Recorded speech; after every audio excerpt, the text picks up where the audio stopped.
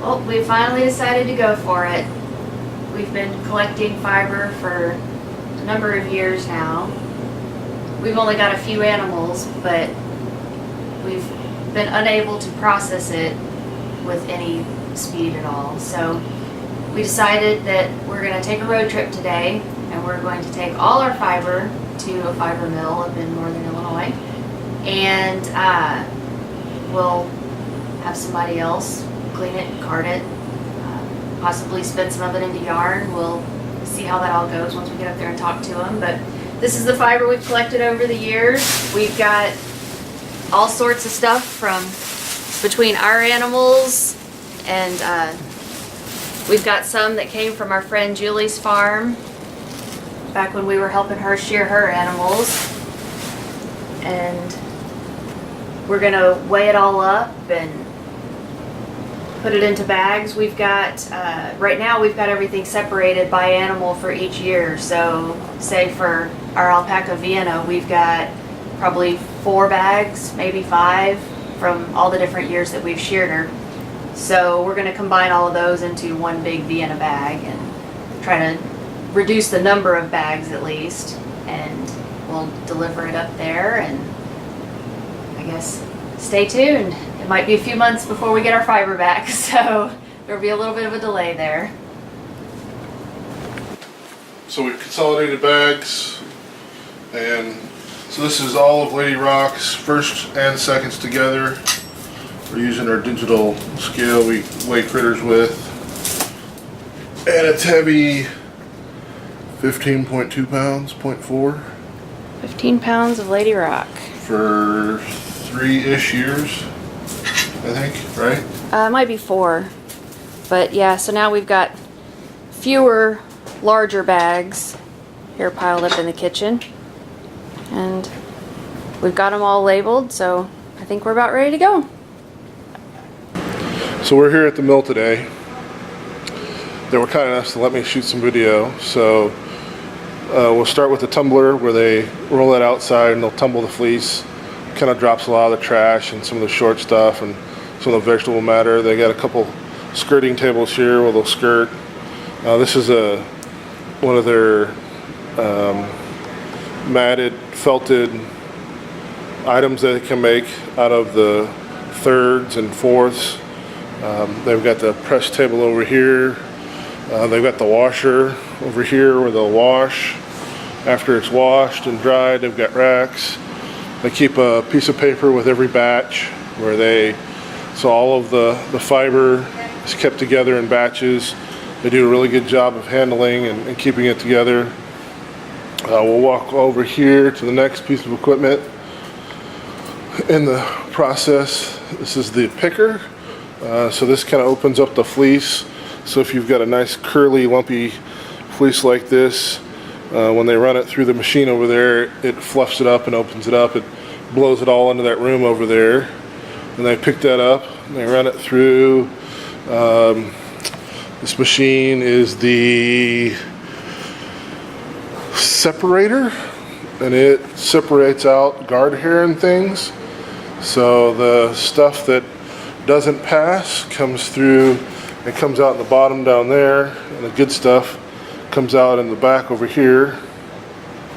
So then it goes on to the drum carter. So this is the big drum carter setup.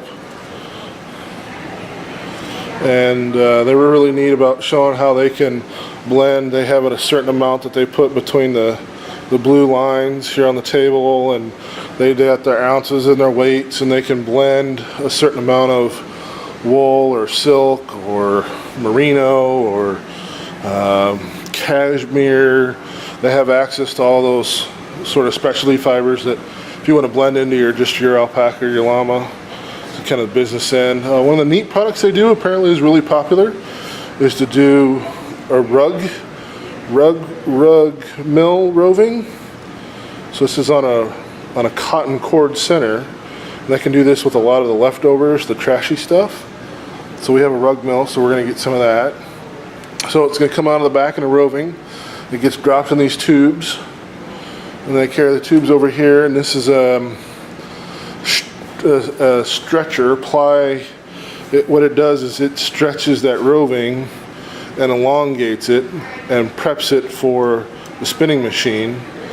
So they have their process where they move it from the drum roving to this, and they pull off, I think they said 50 yards, and it turns into 200 yards.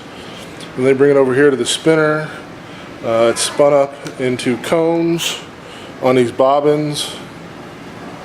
It's spun up to bobbins. This is what happens when something doesn't go right.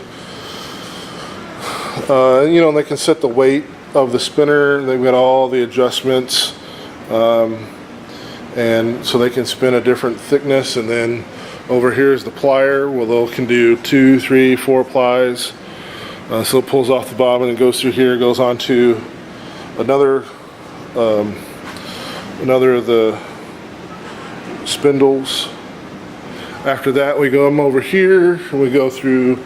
They can either put it onto cones that runs through the steamer where it sets the twist, and if you want just cones, they'll give you cones. If you want roving, it comes over here. They'll count your distance of feet of roving, you know, 200 yard roving or 200 yard skein. My bad, it's a skeiner. So it's really neat. You know, there's a lot of money invested in the equipment. You know, they keeps track of everything in the yards, feet and yards. So it's a really neat setup. They really got the right equipment. They know what they're doing. They really produce some great stuff. We can come over here and here's some finished product of, or half finished product of what the matted. Oh, they have a needle felter, so you can do felted bats like this. It's kind of neat. We might get some of that. Here's some of the roving, and I tell you what, if you could feel it, it's awesome. So we're looking forward to getting our stuff back. That'll wrap up the tour.